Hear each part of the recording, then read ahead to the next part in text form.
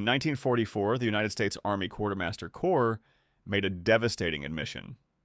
Quote, "Supply of clothing and sleeping equipment to the soldier who fought in the European theater is shot with mistakes in planning and execution." End quote. 46,000 American soldiers were hospitalized for cold injuries during World War II. Okay. The issued sleeping bags failed. Socks that should have lasted 4 months wore out in 15 days. Overcoats expected to last 18 months needed replacement in 9. But in the field, veteran sergeants were teaching replacements a different system. "Forget the sleeping bag," they said. 2 wool blankets, folded this way. Your shelter, half underneath. Dry grass or pine boughs below that. The arrangement that saved lives didn't come from the quartermaster. It came from World War II soldiers who learned to survive when the supply system failed them. Today, 80 years later, this same arrangement still outperforms most modern camping gear in wet, freezing conditions. Let me show you the exact field arrangement those veterans developed and explain why it still works better than gear, costing 10 times as much. Number 1. The problem with World War II. Sleeping bags. Before we learn the arrangement, you need to understand why the issued sleeping bags failed. The standard World War II mummy-style sleeping bag had 3 critical problems. Problem 1. The zippers froze. In temperatures below freezing, moisture from breath and body condensed on the metal zipper. Within minutes, the zipper froze solid. Soldiers couldn't get in. Worse, soldiers couldn't get out. During the Battle of the Bulge, men died inside their sleeping bags because they couldn't exit fast enough when German patrols attacked their positions. Problem 2. The insulation failed when wet. World War II sleeping bags used wool batting or early synthetic fills. When these materials got wet from rain, snow, or body sweat, they lost most of their insulating value. A soldier could go to sleep warm and wake up hypothermic because his own sweat had soaked into the bag. Problem 3. The bags were impossible to dry in the field. Once a sleeping bag got wet, it stayed wet. There was no way to dry a thick sleeping bag in a foxhole. Soldiers carried wet, heavy, useless gear for days. The veterans learned quickly. The sleeping bag was a liability, not an asset. They needed something different. Number 2. The 2-blanket foundation. The foundation of the World War II field sleeping arrangement was simple. 2 wool blankets. Every American soldier was issued at least 1 wool blanket. Most carried 2. These weren't fancy expedition-grade blankets. They were standard military-issue wool, weighing about 4 pounds each. But wool has a property that no World War II synthetic could match. Wool retains approximately 80% of its insulating value when wet. This isn't marketing. This is physics. Wool fibers have a natural crimp that creates tiny air pockets. Even when the fiber absorbs water, these air pockets remain. The trapped air provides insulation. A wet wool blanket will keep you alive. A wet synthetic sleeping bag from 1944 would not. The veterans also discovered something else. Wool can absorb up to 30% of its weight in moisture before it feels wet to the touch. This means body sweat gets wicked away from the skin and stored in the wool fibers, keeping the soldier drier and warmer. 2 wool blankets, properly arranged, provided better cold weather protection than any sleeping bag available during World War II. But the blankets alone weren't enough. The arrangement mattered. Number 3, the ground insulation layer. The first lesson every World War II veteran taught replacements was this: the ground will kill you faster than the air. Cold ground conducts heat away from your body 25 times faster than cold air. You can have the warmest blankets in the world, but if you're lying directly on frozen ground, you'll be hypothermic by morning. World War II soldiers solved this with natural ground insulation. Pine boughs were the preferred material. Soldiers would cut armfuls of evergreen branches and create a bed 6 to 12 inches thick. The branches trapped dead air space beneath the body, preventing conductive heat loss to the ground. Where pine boughs weren't available, soldiers used whatever they could find: dry leaves, hay from barns, straw from fields, cardboard from ration boxes, even newspaper stuffed under their shelter half. One veteran from the 83rd Infantry Division described using waxed K-ration boxes as both ground insulation and fire fuel. Quote, "K-ration boxes burn with very little smoke, but a good flame," he said. "Good for drying socks and staying alive." End quote. The key principle hasn't changed in 80 years. Modern Army cold weather training still teaches this exact same technique. Create an insulating layer between your body and the ground. Pine boughs, cardboard, foam pads, anything that creates dead airspace. The World War II soldiers figured this out through trial and frozen error. Number 4, the waterproof base layer. Above the ground insulation, World War II soldiers placed a waterproof layer. The standard issue item was the shelter half, also called the pup tent half. This was a canvas sheet coated with rubber or other waterproofing material on one side. Soldiers called it the gum blanket because of the rubberized coating. The shelter half served two critical functions. First, it prevented ground moisture from soaking into the wool blankets. Frozen ground often has moisture that seeps upward. Snow under a sleeping soldier melts from body heat and soaks everything. The waterproof layer stopped this. Second, the shelter half acted as a vapor barrier. Your body constantly loses moisture through the skin, even when you're not visibly sweating. In cold conditions, this moisture vapor passes through your clothing and blankets, then condenses when it hits cold air. This condensation makes everything damp. The waterproof shelter half trapped this vapor close to the body. Yes, you'd feel slightly damp by morning, but that moisture stayed warm because it was trapped against your body, not condensing in your insulation layers.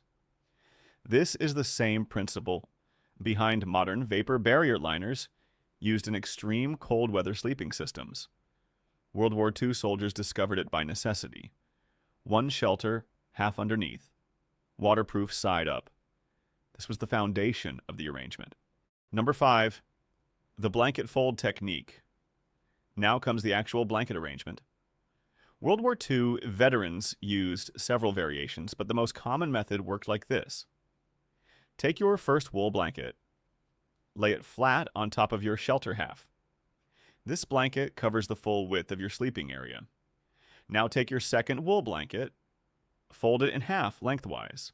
This creates a double thick layer that's half the width, but twice the insulation. Place this folded blanket on top of the first blanket, positioned where your torso will be. Your torso loses more heat than your legs, so it needs double insulation. Now lie down on top of both blankets. Fold the sides of the bottom blanket over your body, tucking them underneath you. This creates a cocoon effect, sealing warm air around your body. Take the folded top blanket and wrap it around your torso, again tucking the edges underneath. Your feet get wrapped separately with the bottom blanket, creating a pocket that traps warm air around them. The key principle is eliminating gaps. Every gap is an escape route for warm air. The World War II veterans learned to tuck, fold, and wrap until there were no openings except a small breathing hole near the face. Some soldiers added a third element. They'd take their wool overcoat and drape it over the top of the blanket arrangement as an additional wind barrier. The overcoat's weight also compressed the blankets slightly, reducing air pockets that could lose heat. This arrangement created multiple layers of dead airspace, each one trapping body heat.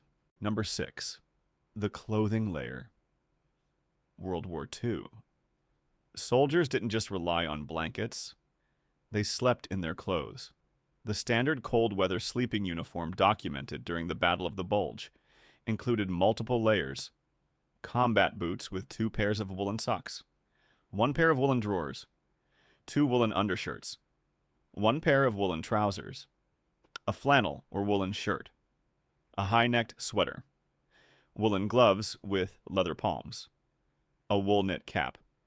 Notice the pattern. Wool, wool, and more wool. The soldiers had learned that wool against skin, wool as mid-layer, and wool as outer layer created the most effective insulation system available. They also learned critical lessons about fit. Tight clothing restricted blood circulation, making extremities colder. Soldiers deliberately wore slightly loose layers to allow blood flow and create additional air pockets. One veteran technique was particularly clever. Soldiers would place their boots inside the blanket cocoon at night. If boots were left outside, they'd freeze solid by morning. Frozen boots caused trench foot cases because soldiers couldn't feel their feet properly and didn't notice circulation problems. Another technique. Soldiers kept spare dry socks inside their shirt, warming against their body overnight. In the morning, they'd have dry, warm socks to start the day, while yesterday's wet socks dried inside their shirt during movement. These weren't official procedures. These were survival techniques passed from veteran to replacement, soldier to soldier.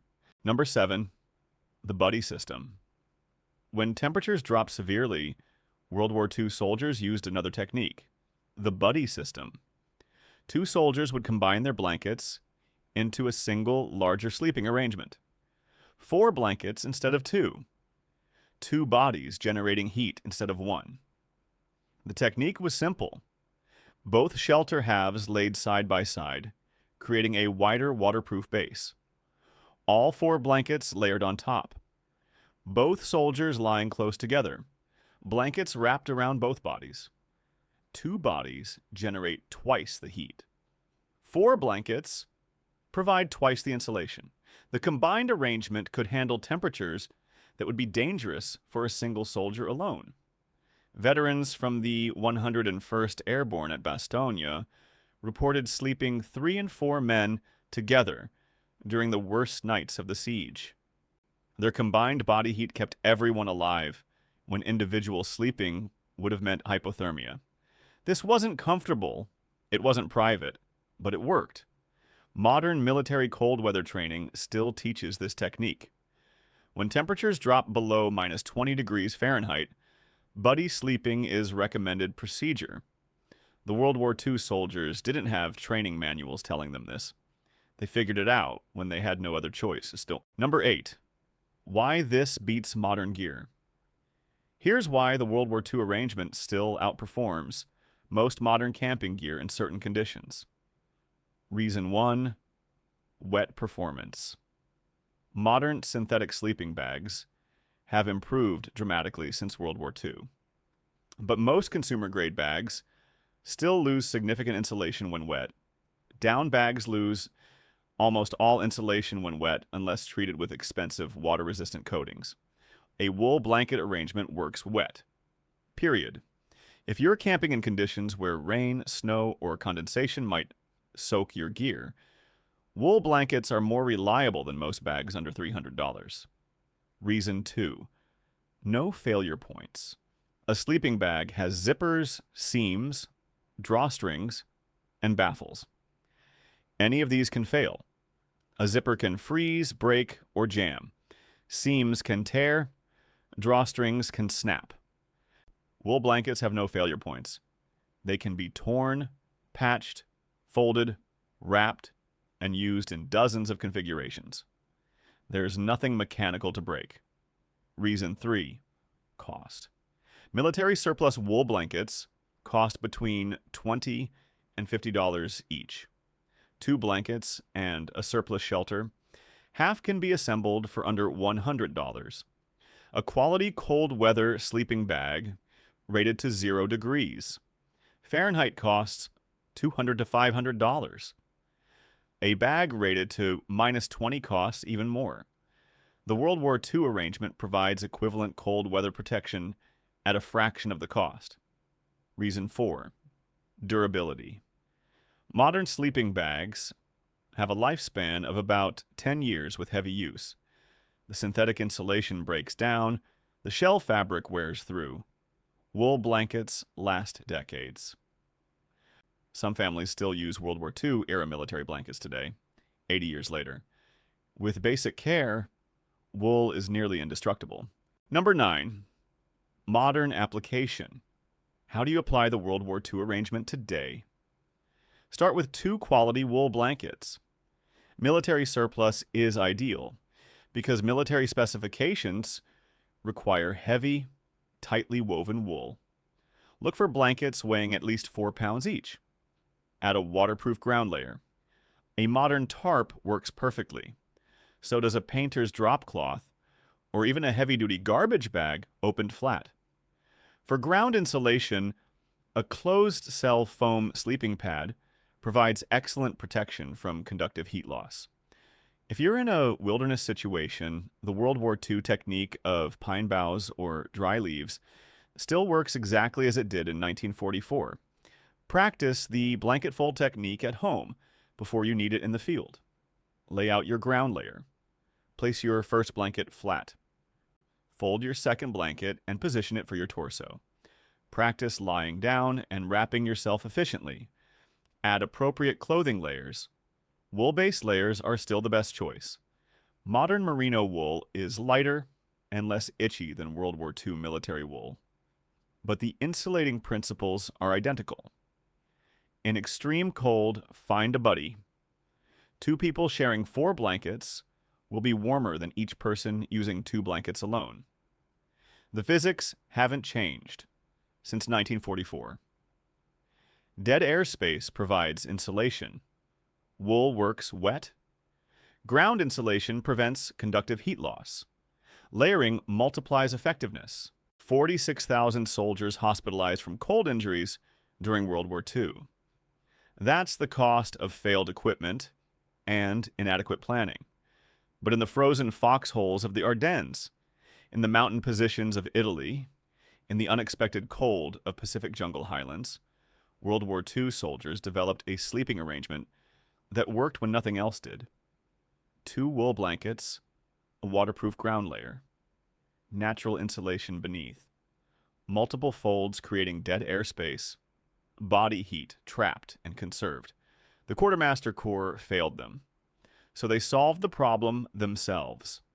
80 years later, the principles they discovered remain unchanged.